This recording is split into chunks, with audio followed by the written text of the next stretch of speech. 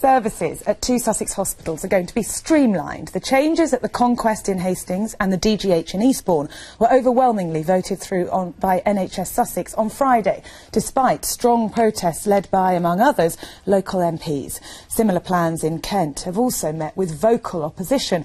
But are these protests flying in the face of evidence that suggests reconfiguring services is actually a good idea for patients? Lucinda Adams has this report. It's an issue that brings people in the South East out to march through the streets. They want major health services like accident and emergency, consultant-led maternity, orthopaedics and surgery available in their town. Their MPs have been marching with them.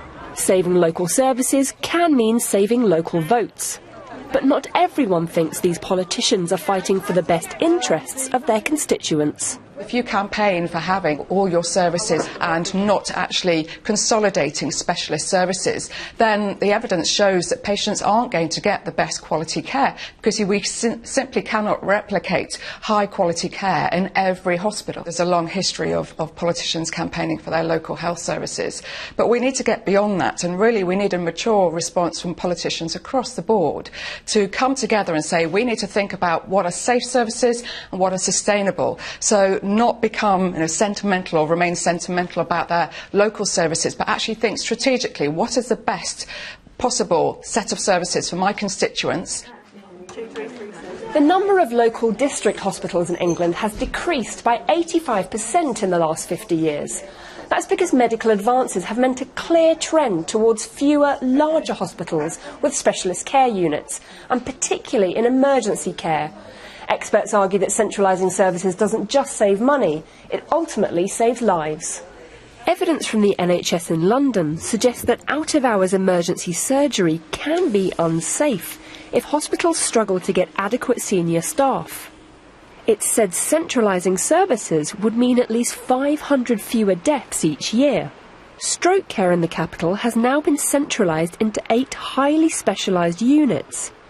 It's estimated that will mean an extra 400 lives are saved each year. That's why plans were put forward in East Sussex to concentrate emergency and high-risk orthopaedic and general surgery at the Conquest Hospital in Hastings and stroke services at Eastbourne District General Hospital. The medical director in charge of these plans says just 15 people a day would have to travel further for their care. That's less than 1% of patients. Fundamentally, it is about ensuring that the depth of experience in vibrant specialist units continue to provide, or are able to provide, that high quality service. Now, in order to provide those services 7 days a week, we need staff to provide that. Providing that staff, so duplicating that staff on 2 sites, is not clinically sustainable and also isn't financially sustainable. I think very simply that what we are doing here is we are securing the future of both our acute hospitals for the patients.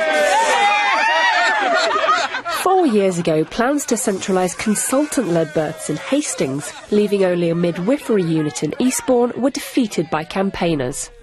But in Kent, calls to keep consultants at Maidstone Hospital didn't succeed. There were concerns about mothers in labour travelling further to the new unit in Pembury. But 1 year on, the hospital says outcomes and patient satisfaction have improved. Now maternity services in East Kent have been centralised too.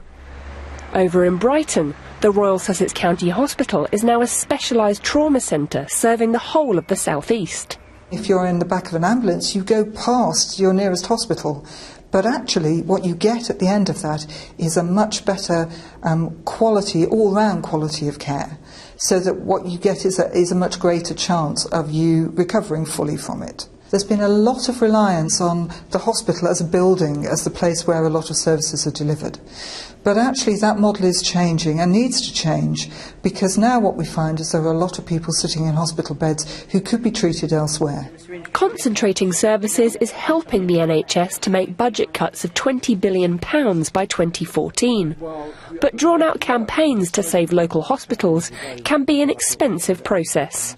Petitions are launched, judicial reviews, appeals are made, and ultimately that is taxpayers' money being spent by the local NHS trust that doesn't want to lose particular services.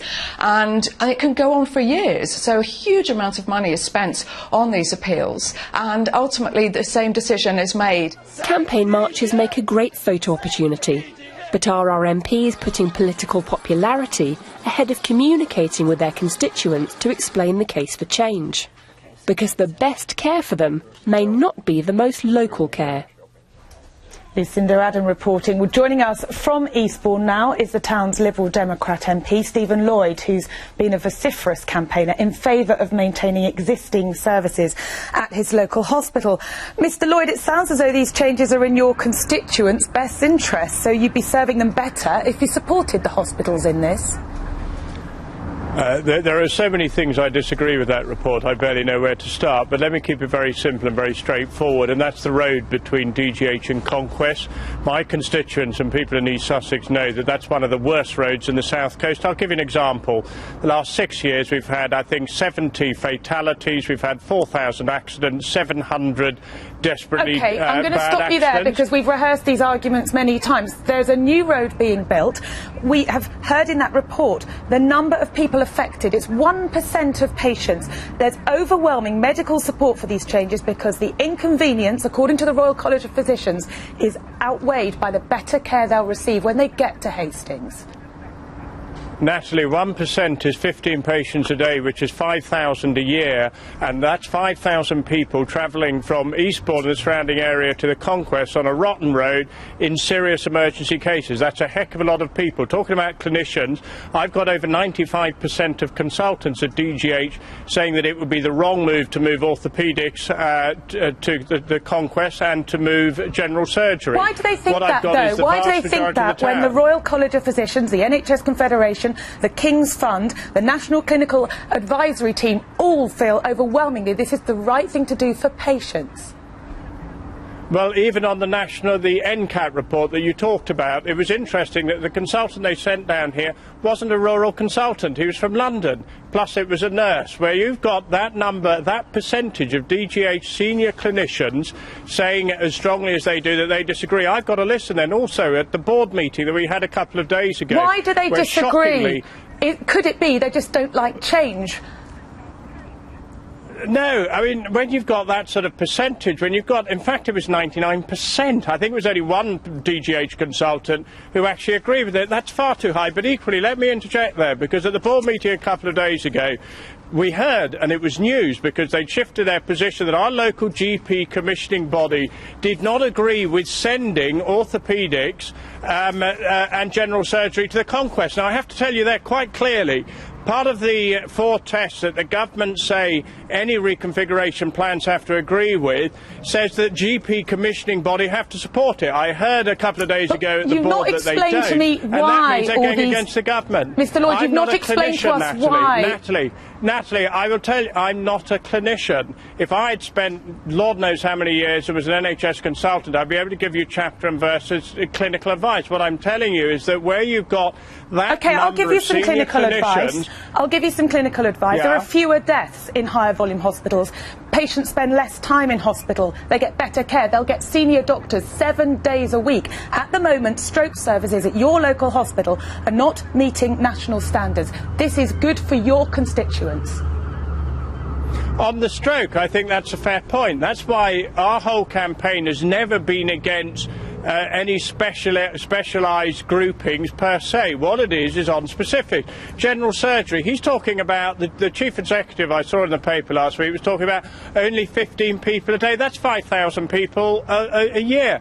The roads in Eastbourne are appalling, and you know very well that there's no way that road's going to be done miraculously in the next year. It's going to take a number of years.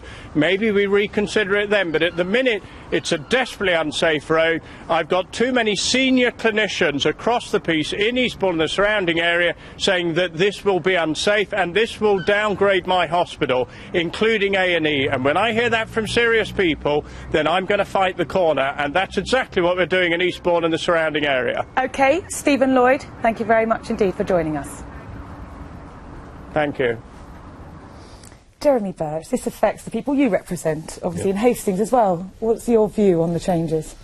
Well, the plan is that stroke services will be centred in Eastbourne, orthopaedics and general surgery in Hastings.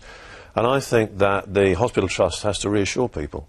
It's got to say, if stroke services are going to be in Eastbourne, and people believe that with stroke services time is of the essence, that really, in the time it'll take, in the 40 minutes or whatever it'll take, patients to go from Hastings to Eastbourne or other parts of East Sussex into Eastbourne, that safety will not be jeopardised, that this centre of excellence will be able to treat people in time before serious damage. You've heard all the arguments. There's overwhelming medical evidence that actually the people who travel to Eastbourne will get much better care and better outcomes. I understand the argument. You're not reassured. I understand the issue of stroke centres of excellence, and I understand the position in London where people have been re-abled and revived that much better as a result of having a centre of excellence. But of course, East Sussex is not London. You don't have another hospital just down the road. You've got 17 miles in between these two major hospitals, and therefore the trust has to reassure us in Hastings, where stroke and heart disease are a bigger issue than they are in the rest of East Sussex because of diet, because of deprivation or whatever. You've got to reassure us that time factor will not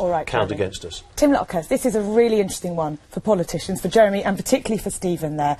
They'll lose votes if they don't oppose changes. Yes, I think that's probably right. But let's face it, local politicians have been fighting ever since the Second World War to maintain the 1945 model health service with a general hospital in every community. It's a lovely idea and people like it, but the truth is that specialist care in the modern health service requires a critical mass of expertise and technology, and that's better achieved by centralising specialist services in specialist units. When do you think, though, we will hear MPs? I think there's only one in the Commons, he's a practising GP, a Conservative member for Bracknell, who's actually come out in favour of centralisation. Do you think we'll see a change in MPs' views on hospital services? No, I think that MPs will go on speaking on behalf of their constituents rather than on behalf of their party's policy, but they're wrong to do so because the centralising policy is in the interest of their patients. In the end, that means it's in the interest of their constituents. OK, gentlemen, we'll have to move on.